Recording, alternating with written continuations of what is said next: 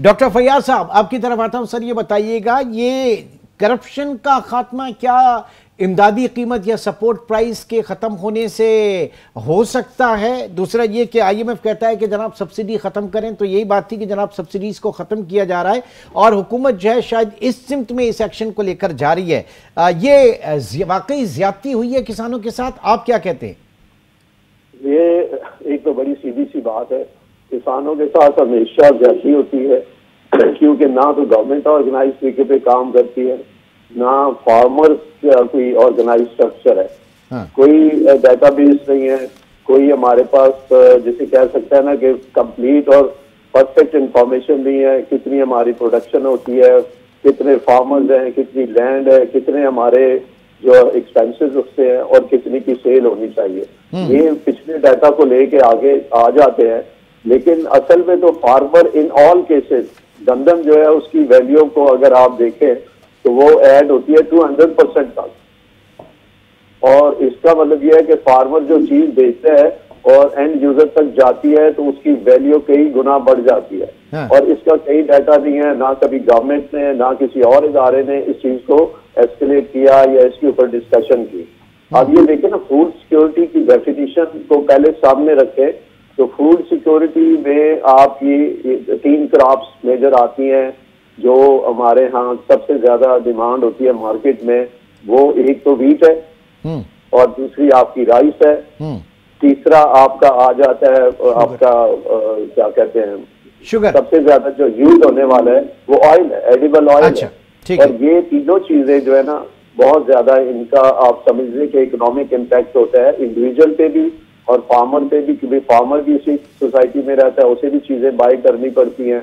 तो असल चीज ये है कि आप इस पे सेगमेंटेशन करें कि जहाँ पे स्ट्रेट आटा यूज होता है, गंदम यूज होती है, उसकी वर्थ कुछ और है, लेकिन जो ही उसकी वैल्यू ऐड होती है, जैसे मैदा या उसका जो आटे का व्हाइट आटा बनता है वो सारा आगे इंडस्ट्री में चला जाता है। अब जब इंडस्ट्री जाती है तो इंडस्ट्री उस पर बहुत वैल्यू ऐड करती है।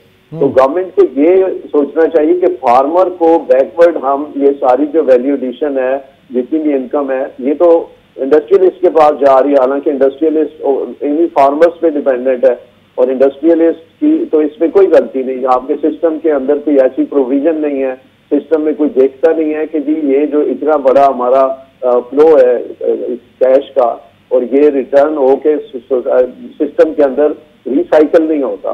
तो इसके लिए सबसे पहले इसकी स्टडी की जाए कि जी हमारा जो वीट है, राइस है और ये सारी चीजें, क्योंकि ये फूड सिक्योरिटी का जो आजकल जो ट्रेंड है वो ये नहीं है कि आप सिर्फ वीट पे डिपेंडेंट हो, आप अपने राइस पे भी हैं, आप अपने सबसे महंगी चीज ऑयल, एडिबल ऑयल है।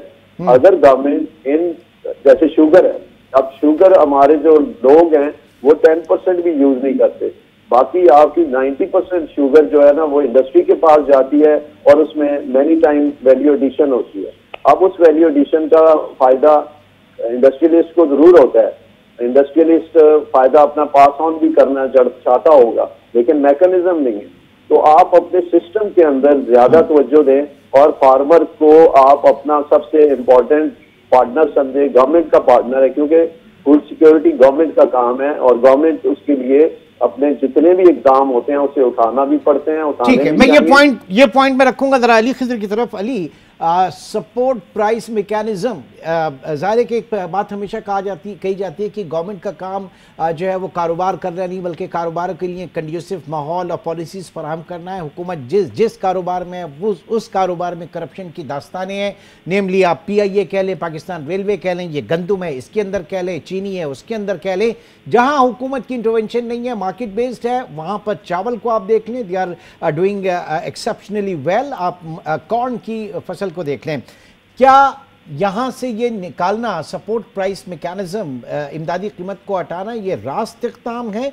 और फिर जो कंजम्पशन है जितने ह्यूज लेवल के ऊपर गंदुम का, क्या ये उसको सपोर्ट करता है? जी अली। देखिए, प्रिंसिपली अगर हम देखें तो सपोर्ट प्राइस जो है, जैसे आपने कहा, करप्शन करती है, इनएफिशिएंसीज करती है और इंसेंटिवाइज करती है कि सिर्फ एक उसी क्रॉप को जिसको सपोर्ट किया जा रहा है वो उगाया जाए।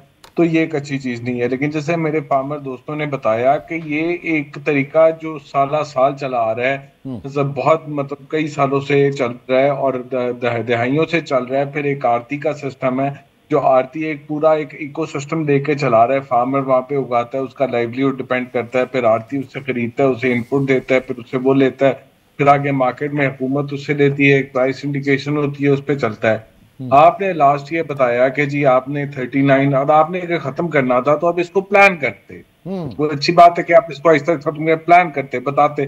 आपने लास्ट ईयर बताया जी कि 3900 की जो हम प्राइस लेंगे, फार्मर ने उस एक्सपेक्टेशन पे हर साल ये होता था, आप लगा दी गंदम। जब वो टाइम आया तो आपने गंदम खरीदी नहीं मार्केट से, बल्कि आपने इंपोर्ट कर ली। इंपोर्ट करने से फ्लड हो गई, प्राइस नीचे चली गई, फार्मर का नुकसान हो गया।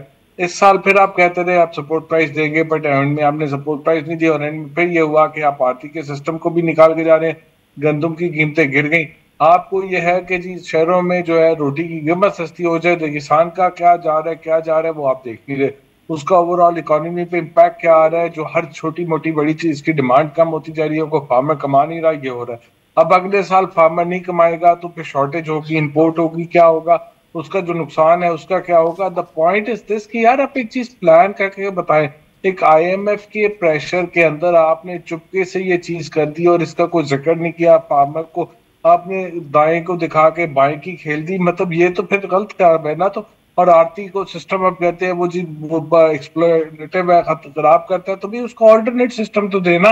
एक काम कर रहा है चीजों पे, आपने उसको खत्म करना है तो ऑल्टरनेट दे। जब ये नहीं देंगे तो ये एक सूरत हाल आएगी, जब फार्मर की इनकम कम होगी, वो अगली क्रॉप नहीं लगाएगा, वीट नहीं लगाएगा, क्या लगाएगा उसको नहीं पता, उसकी डिमांड कम होगी, वो मोटरसाइकिल कम खरीदेगा, जूते कम खरीदेगा, वो कपड़े कम खरीदेगा, वो बाकी खाने की चीजें कम करेगा, ओवरऑल जीडीपी ग्रोथ उससे नीचे आएगा और इकोनॉमी की वाइब्रेंसी नहीं आ सकेगी और इकोनॉमी डिफ्लेशन की तरफ जा सकती है। तो मेरे ख्याल में ये बुनियादी तौर पे एक जो प्रिंसिपल ठीक है, लेकिन उसकी एग्जीक्यूशन बहुत ही वीक और नाकिस नहीं तो अली, हुकूमत इसको फोर्स ही क्यों नहीं कर पा रही? ये इसके जो एक स्पाइरल इफेक्ट इसका पड़ेगा और इतना खतरनाक होगा, हुकूमत क्यों नहीं इसको फोर्स ही कर पा रही? क्या आईएमएफ का प्रेशर इतना है कि जनाब आप उसको आउट राइटली रिजेक्ट कर रहे हैं? आपको करना था तो आप एक ट्रांजिशनल फेज आउट करते ना उसको। देखिए, आईएमएफ का तो ये था कि इसको खत्म करे, हुकूमत ने इसको फोर्स ही करना और इसको पॉलिटिकली और सोशली मैनेज करना उसका काम है। वो शायद चाहती है कि वो जी हुकूमत जो है वो सोचती है कि जी मैं अर्बन वोट पे आई हूँ, जो कि मतलब आपको पता है कौन सा अर्बन वोट उसे पड़ा है, बल्कि को थोड़ा बहुत धरेगा वोट उसको पड़ गया था जो ये रूलिंग पार्टी है। तो अब जो बात होती है तो वो फार्मर तो उससे बहुत नाखुश है, और वो अर्बन जिसको खुश करना चाह रही है वो भी गालियां दे रही हैं।